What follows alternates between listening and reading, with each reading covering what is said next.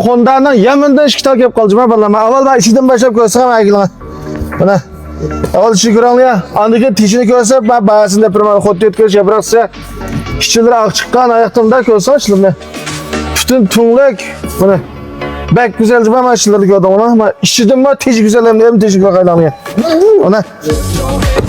Hem tişi kaylamaz. Gördün mü? Allah aydıram. Honda siyarbinin Yemen'de etsem bolta etken bolda maaş açtırılmaz.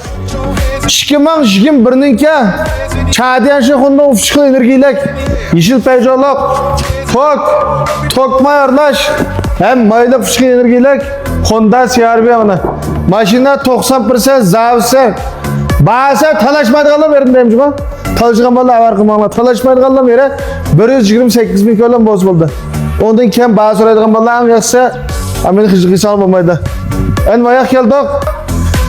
Yani şikim birninki mana Honda XR-V mana kem uçuraydigan kep positif edigan maşina şu mana aylan mana çaqlarını görürsüler Dow Charging mana kömüş kulak deydigan şu ama alisi kodolama kişilerden yanılıqqa bütün tunluk görürsüler mana maşina gazep yana mana ham şaştırmama 1.5 deylik ama 1.8'lik emas 1.5 deylik mana keyinlerini görürsem, ben keyinlerine muzdayıp fılkayacağım bana.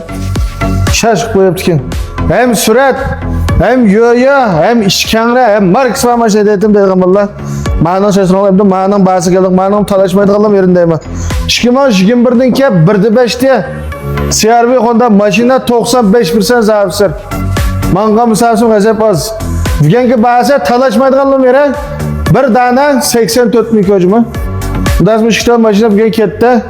Qağın davamlıq maşinalığı alıp balı gep qıysanlar mana maşinadan tur tolaq. Ma tokma ardaşgan balama manığım şaştırmaz balki manığım bahsi qızım ma. İna atan yaşap qap qasa belki bir ta kimlikler ekipte şanlı mümkün. Bunda avazı muş canxonı canlı turab valla. Muşo yantiret qo'shabek bilib qo'shuvga andiken denzem bisab kögen valla uyam ya jönfaq qo'ysanlar mashina olmasanlar bizden ezelden qoidamizmiş kamiliy shocha töndidan. Her qanday mashina so'zsak bahsini deymiz. Mayli asanlar musallam kallan sambulab qoldi. Davamlı dıqtanı canxor bo'lsin.